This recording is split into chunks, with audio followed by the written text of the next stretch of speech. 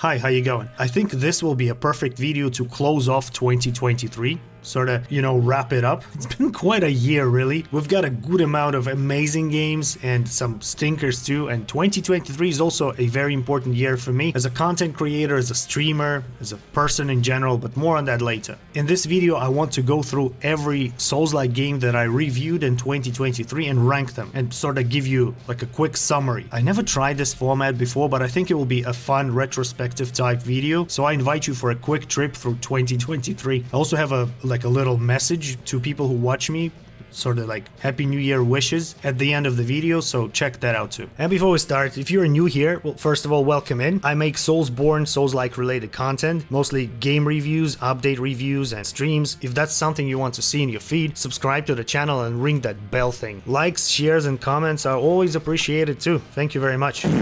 And the first thing on our list is Wulong Fallen Dynasty, a Souls-like made by Team Ninja, creators of Nioh, Nioh 2, and this other Nioh-like Final Fantasy game nobody really knows about. It uses pretty much the same formula as Nioh games. It's mission-based, it has difficult to get used to combat and just tons of loot, which can be extremely overwhelming, especially if you are new to Team Ninja games. Combat in Wulong is heavily focused on parrying and deflecting enemy attacks, and honestly it's fun. It's fun on paper, it's fun when you're watching videos, but unfortunately it's not that fun if you're playing the game on PC. Performance on PC was so bad on launch, I barely made it through and just out of sight, out of mind. A couple of months back though, I decided to check back in because of the new content, and I was just curious if the performance is any better. Well, it isn't really, so I decided not to bother with the DLC. Maybe one day I will play it on PS5 or something. People say it runs very well on consoles. Though, I still consider myself lucky because Wulong Fallen Dynasty was my first Team Ninja game, so I had an absolute blast playing Nioh games afterwards. So I guess I'm grateful for it being a gateway game, so to speak, but it's still my least favorite game on this list. And this next game, I wasn't even sure if it belongs on the list, but here we go. The Last Faith. It's also the only game I haven't reviewed on this channel. And I know the experts are probably already typing in, "Stop calling Metroidvania Souls-likes!" The Last Faith is a Metroidvania with Souls-like elements, or should I say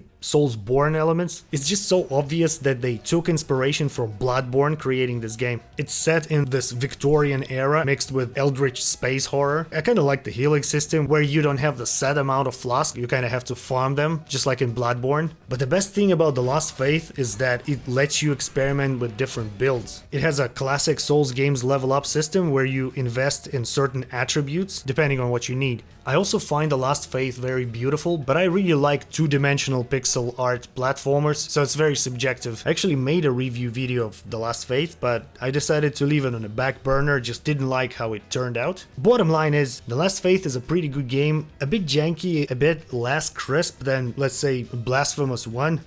To my shame, I haven't checked Blasphemous 2 out yet, but I can assure you that if you like Blasphemous 1, you'll probably like The Last Faith.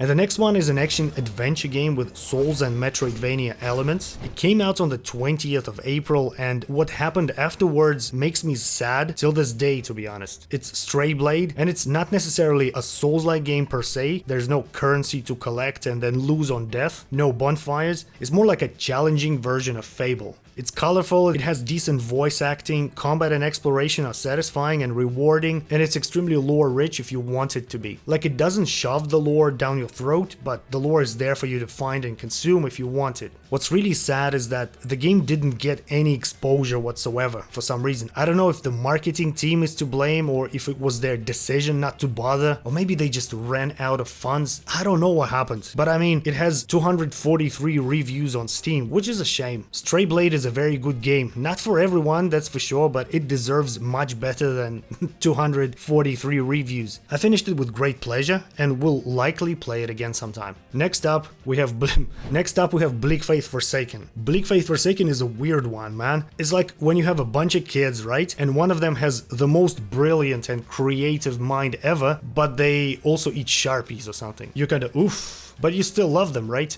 That's Bleak Forsaken. It's an action RPG Souls-like developed and published by a 3-piece indie studio Archangel Studios from Montenegro. And it's honestly one of the most unique looking games I've ever seen. I mean, just look at it. Everything is huge and mind-crushing. I just can't stress enough about how ambitious and unique Omnistructure looks. That's the name of the premise in Bleak Forsaken. The game has a fair share of jank, as you would expect from a game made by 3 people, but hey, I love Bleak Forsaken with all my heart. I loved it from the very beginning when it was borderline unplayable, and you couldn't slide down those long-ass ladders. You can now, by the way. And the devs are doing one hell of a job fixing and updating it. They're not abandoning their passion project. It now has an online mode, for example. They've added iframes, tons of balancing, visual updates. I took quite a break from it. I haven't played since July 14th, according to Steam, and I can't wait to jump back in and check it out. I will definitely make a separate video covering all the changes once I'm done with the playthrough, but bottom line, Bleak Forsaken is one of the coolest highlights of 2023 for me. Seriously, sometimes I walk through an industrial area in my city and I'm like, I'm an Omnistructure, help! I guess what I'm trying to say is that the game keeps popping in my head whether I like it or not. And next up, it's the most controversial game on this list, probably. So much has been said about it on this channel and many other channels, it's almost painful to blast this same tune over again. Lords of the Fallen runs on Unreal Engine 5. It's slightly janky, still has some performance issues on both PC and consoles, and its multiplayer feature, around which the whole marketing campaign for the game was built, works like absolute dog vomit. Somehow, it's my second most played game of 2023, and that's because the game is great, well, in single player. It's really what I wanted from a next-gen dark fantasy Souls-like. Unfortunately, due to multiplayer issues that the devs still won't admit and acknowledge, the game is quickly losing players, and it can easily be seen on SteamDB. If you look at the charts, Lords of the Fallen has less concurrent players than Dark Souls Remastered, the game that essentially came out 12 years ago. Although Hexworks, the devs, are still working on the game, they're adding a lot of new stuff for free, by the way. Like with the latest update, we've got an item box and a mirror that lets you change your character's face. Not that anybody will ever see it though, because the multiplayer works just barely. But hey, at least those who hate invasions can now enjoy the game without stressing too much, right? Okay, the next one. Dark Souls with guns. Diablo with bonfires. Remnant 2 is pretty much Remnant 1, but more. It's my third most played game of 2023, and honestly, Remnant 2 is great. There's not much to say about it. A lot of build variety, tons of replayability, extremely fun with friends, but can be enjoyed solo too. The game still suffers from minor performance issues, especially the new area that was added with the DLC, The Awakened King, but I'm pretty sure it will be fixed given time. The fact that Gunfire Games have 2 more DLCs coming in 2024 will definitely make people, myself included, keep coming back to the game again and again. I just really hope that the coming DLCs won't be like weapon packs or something. And my number 1 on this list, obviously, is Star Wars Jedi Survivor.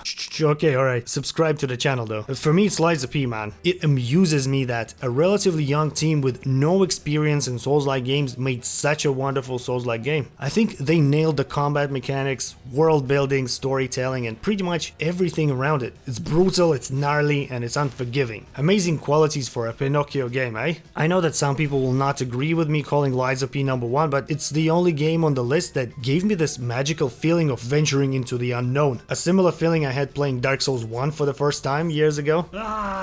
But again, it's my list and yours could be different. Let's talk about it in the comments. And now for the more personal part of the video. Okay, first of all, thank you very much for making it here. This part of the video is for you. 2023 was crazy, man. Fuck you, 2023, but also thank you. Probably the biggest highlight of 2023 for me was getting the first 1,000 subscribers on YouTube and finally getting partnered with YouTube. What's funny is that it took me 6 or so years to finally find courage and start making videos, and then it took me 6 or so months to get where I'm at right now. And if you think about it, it's ridiculous.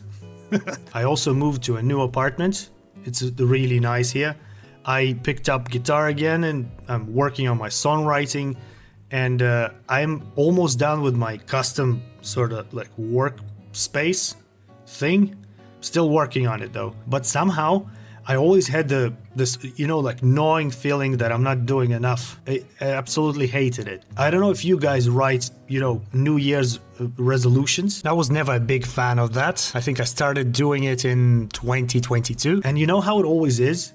for me at least. I write some nonsense down, then just lose this piece of paper, just forget about it, and just go on to have what I think is the most boring, unproductive, and just terrible year of my life. But then on the 31st of December, I just miraculously find this piece of paper and, check it out and realize that I can actually cross everything out. I guess I'm saying all this guru mambo jumbo shit because I sincerely want the same thing for you. It's just sometimes it feels like you're procrastinating or not doing enough or not good enough at something. You're like not moving forward, wasting your time completely. So I wish that in 2024, you won't get discouraged by that and you'll just keep going and following your dreams. It sounds very corny, but I wish you'll make sure to always spend some time doing something that you're like really passionate about. I'd like to sincerely thank you all for sticking around, for watching videos, for hanging out on streams, for